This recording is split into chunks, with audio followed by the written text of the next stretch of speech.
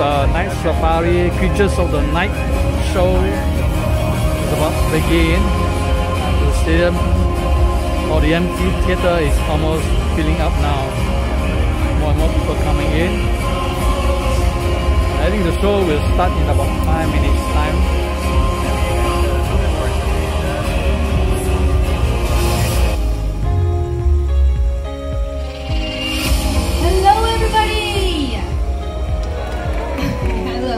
Good evening and welcome to the Night Safari. Its powerful sense of smell to detect carrion. This powerful adaptation is unusual in other avian species. Once it has detected a carcass, it will rely on other vultures to help to tear it apart and will only stop eating once the carcass has been stripped to the bone. As day comes to an end, these sinister-looking scavengers prepare to rest, just as the creatures of the night begin to awaken. As daytime animals settle down to sleep, the forest dogs lie hidden amongst the shadows. Nocturnal animals emerge from the dark silhouettes of the forest, with their bodies striped to provide perfect camouflage. A fishing cat appears along the riverbank. These cats love to swim and dive underwater. They wear a veil of short fur so dense water cannot penetrate. It is this veil of fur that keeps them warm and dry even in chilly waters. Fishing cats are rapidly disappearing due to poaching and habitat loss. And they deserve our protection before these quiet hunters disappear forever. Now once again, ladies and gentlemen, welcome to the world of the night hunters. I've often been asked how do nocturnal animals survive. Well, all-night creatures have their own unique adaptations for survival. For example, the binturong. Now, in a second, you will see a binturong crawling out. There we go. Everybody meets Aslan, the binturong. Now, they are jet black in color. That makes them almost invisible at night. Together with their excellent eyesight and their quiet ways of moving through the dense forests of Asia, they are able to pounce on small animals easily. Birds' eggs happen to be their favorite food, but they also feed on fish, fruits, and other small mammals. Another unique adaptation that these civets possess will be their long, powerful, prehensile tail that enables them to climb on trees and hang off branches effortlessly just like that. Now their tails can withstand their entire body weight, and Aslan tail weighs about 15 kilograms, so you can imagine how strong that tail is. As he makes his way back home, take a look at the way he walks. These civets are also known as the Asian bear cat due to their short stubby legs and bear-like walk. And with that, let's say goodbye to Aslan. Okay, if you don't believe me, it's alright. Nina is going to show you how quiet they can be. For that to happen, I need everyone to remain seated. Keep your hands to yourselves. Keep your flashes switched off. And focus your attention to midnight. Whenever you're ready.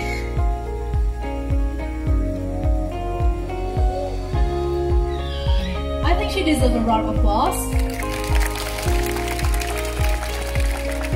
As midnight flew across your heads, did you hear anything coming from the wings? No sound at all, right? This is because they have soft feathers on the edges of your wingtips, which is how they are able to glide over fields and meadows undetected by their prey or predators. Also, another unique fact about owls is that they have asymmetrical ears. Now, this means one ear is set higher than the other, allowing them to hear variation of tones and sounds that us human beings cannot. Almost. There we go. Beautiful flight back to the glove. Let's give a round of applause to Midnight, the Malay Fish Owl, and our trainer, Daphne. Now, I did not forget about Oscar here with Alicia. Oscar stays so that he can show us another unique adaptation of the owls, and that is the rotation of their heads. So now we know that they can rotate their heads. While he gets comfortable, I want your guesses to how many degrees an owl can rotate its head to. 360. Anybody else? 270, 370? Okay. Anybody else? Over here is a little quiet. Any guesses to how many degrees? 270? 180. Alright. This crowd is a little shy tonight, but it's okay. I've got some answers. 360, 270, and 180. Now, if you guessed 360 and above, our Oscar's head here will just fall off. Because 360 alone is a full circle, but the correct answer is 270 degrees. Now, I believe I've done enough talking. I will explain more later on. Right now, I'm just going to let Oscar and Alicia show you how it's done.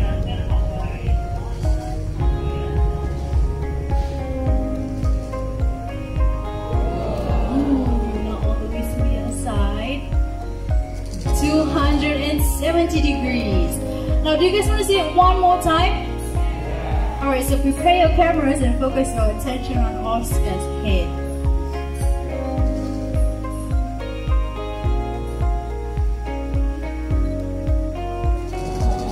Alright, very impressive and just slightly short. Here is a fennec fox, and they are native to the Sahara Desert. Don't be fooled by the dainty fox. They're small, but they are champions at long jump and high jump. Being able to jump up into the air for up to 1 meters and leap forward for up to 1.2 meters in length. Now, if you're wondering why does his fur look like that, he's just going through a process called molting, or if you're more familiar with the term, shedding. So give him a few weeks and he'll be a brand new fox with beautiful fur. In the desert, they dig with a sharp and curved claws, looking for things such as insects, small mammals, and even invertebrates such as scorpions. If you take a look at his feet, it might look like he's wearing furry boots, but those fur protects his feet from the hot sands of Sahara Desert and keeps them warm during the cold night. Last chance to take some pictures and videos.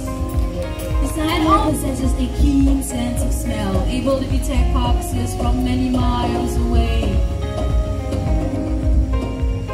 The largest of its species, this is the spotted hyena.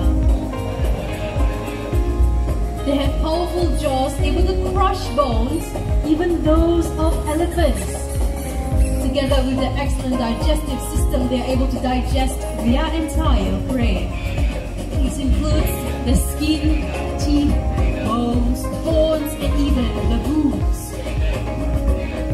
They are able to run for long distances in search of their prey due to their large hearts, taking down prey twice their size, which includes the zebras and the mighty buffaloes.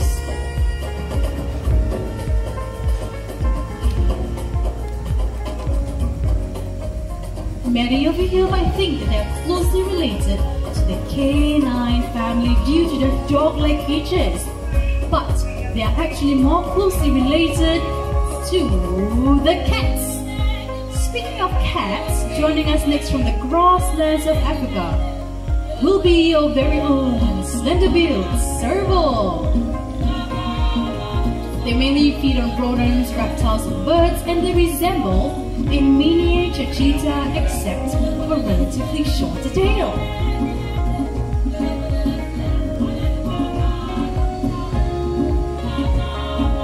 Don't be confused, this is not a serval. This is our trainer Daphne, once again, and joining her, strolling gracefully like an African queen. Everybody meet Shami, the serval for tonight. Now, Daphne here is holding onto a lure with a feather attached to its end. When this is slung around, it mimics a bird's lotus curve around Shami, and birds are what servals will hunt for in the wild. Right now, she's going to show us off her agility, her speed, and her pouncing. For those of you, alright, that was so quick. Let's give a round of applause to Shami and Daphne. I was going to mention, for those of you who have cats at home, recycling bin. Now I won't be doing the recycling. I have two sisters to join me to help me out with this litter. They go by the name of Bubbles and Bailey, about 4 to 5 years old, and I think I hear them coming. Bubbles and Bailey, everyone. The Asian small brown otters. They are the smallest species of otters in the world. Now Bailey is going to help me with the plastic bottles, and Bubbles, well, she's here for moral support.